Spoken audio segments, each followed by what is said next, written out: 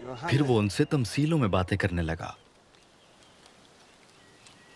कि एक शख्स ने ताकिस्तान लगाया और उसकी चारों तरफ इहाता घेरा और हौज खोदा और बुर्ज बनाया और उसे बागबानों को ठेके पर देकर परदेस चला गया।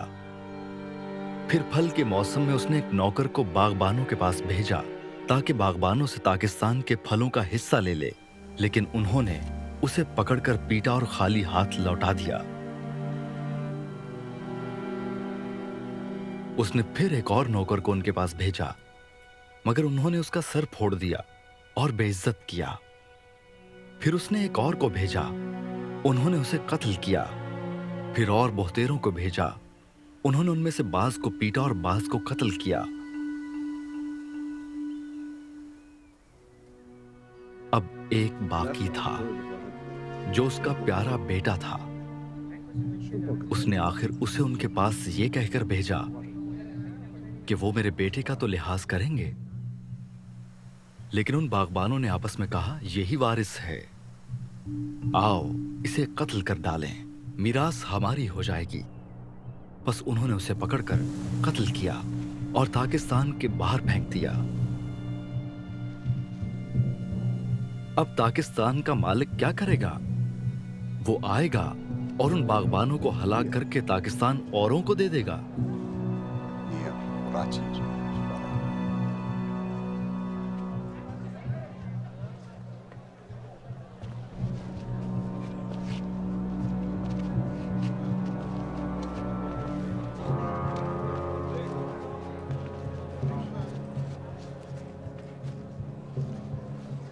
क्या तुमने ये नविश्ता भी नहीं पढ़ा कि जिस पत्थर को मेमारों ने रद्द किया वही कोने के सिरे का पत्थर हो गया? ये खुदावंद की तरफ से हुआ और हमारी नजर में अजीब है। इस पर वो उसे पकड़ने की कोशिश करने लगे, मगर लोगों से डरे क्योंकि वो समझ गए थे कि उसने ये तमसील उन्हीं पर कही। बस वो उसे छोड़कर चले गए।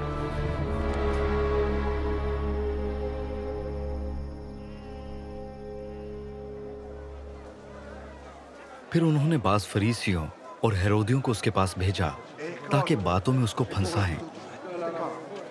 और उन्होंने आकर उससे कहा, ए उस्ताद, हम जानते हैं कि तू सच्चा है और किसी की परवाह नहीं करता, क्योंकि तू किसी आदमी का तरफदार नहीं बल्कि सच्चाई से खुदा की राह की तालीम देता है। बस कैसर को जिजिया देना रवा है या नहीं? हम दें या ना दें? उसने उनकी रियाकारी मालूम करके उनसे कहा, तुम मुझे क्यों आजमाते हो? मेरे पास एक दिनार लाओ कि मैं देखूं। वो ले आए। उसने उनसे कहा, यह सूरत और नाम किसका है? उन्होंने उससे कहा, कैसर का। यीशु ने उनसे कहा, जो कैसर का है कैसर को, और जो खुदा का है खुदा को अदा करो। वो उस पर बड़ा ताज्जुब करने लगे।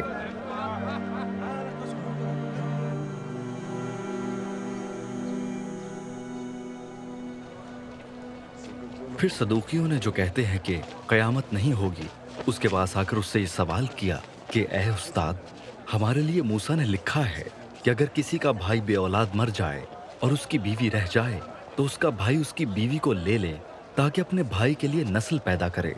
7 भाई थे। पहले ने बीवी की और बे औलाद मर गया। दूसरे ने उसे लिया और बे औलाद मर गया, और इसी तरह तीसरे ने, यहां तक कि 7 बे औलाद मर गए। सबके बाद वो औरत भी मर गई। कयामत में ये उनमें से किसकी बीवी होगी? क्योंकि वो 7 की बीवी बनी थी। यसु ने उनसे कहा, क्या तुम इस सबब से गुमराह नहीं हो कि ना किताब मुकद्दस को जानते हो ना खुदा की कुदरत को? क्योंकि जब लोग मुर्दों में से जी उठेंगे तो उनमें ब्याह शादी ना होगी, बल्कि आसमान पर फरिश्तों की मानंद होंगे।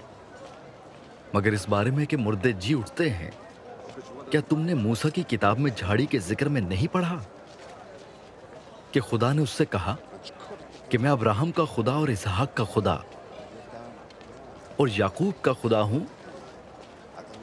वो तो मुर्दों का खुदा नहीं बल्कि जिंदों का है।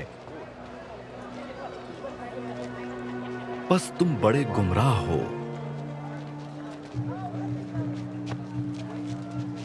और फकीहों में से एक ने उनको बहस करते सुनकर जान लिया कि उसने उनको खूब जवाब दिया है। वो पास आया और उससे पूछा कि सब हुक्मों में अव्वल कौन सा है। यसू ने जवाब दिया कि अव्वल ये है, ऐ इस्राएल सुन, खुदावंद हमारा खुदा एक ही खुदावंद है, और तू खुदावंद अपने खुदा से अपने सारे दिल और अपनी सारी जान और अपनी सारी अक्ल और अपनी सारी ताकत से मोहब्बत रख। दूसरा ये है कि तू अपने पड़ोसी से अपने बराबर मोहब्बत रख। इनसे बड़ा और कोई हुक्म नहीं। फकीह ने उससे कहा, ए उस्ताद, बहुत खूब, तूने सच कहा कि वो एक ही है और उसके सिवा और कोई नहीं, और उससे सारे दिल और सारी अक्ल और सारी ताकत से मोहब्बत रखना, और अपने पड़ोसी से अपने बराबर मोहब्बत रखना सब सौख्तनी कुर्बानियों और ज़बीहों से बढ़कर है। जब यसू ने देखा कि उसने दानाई से जवाब दिया तो उससे कहा, तू खुदा की बादशाही से दूर नहीं। और फिर किसी ने उससे सवाल करने की जुर्रत न की।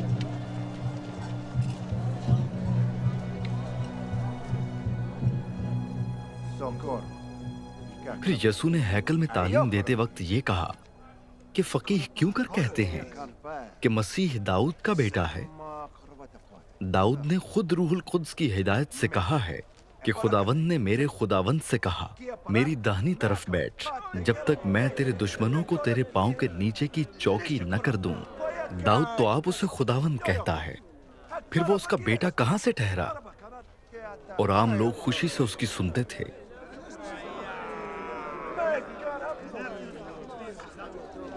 फिर उसने अपनी तालीम में कहा कि फकीहों से खबरदार रहो, जो लंबे लंबे जामे पहनकर फिरना और बाजारों में सलाम और इबादत खानों में आला दर्जे की कुर्सियां और ज़ियाफतों में सदर नशीनी चाहते हैं, और वो बेवाओं के घरों को दबा बैठते हैं और दिखावे के लिए नमाज को तूल देते हैं। इन्हीं को ज्यादा सजा मिलेगी।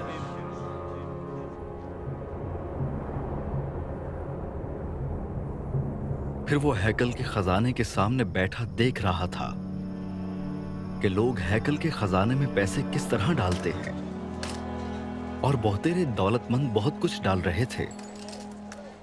इतने में एक कंगाल बेवा ने आकर 2 दमड़ियां यानी एक ढेला डाला।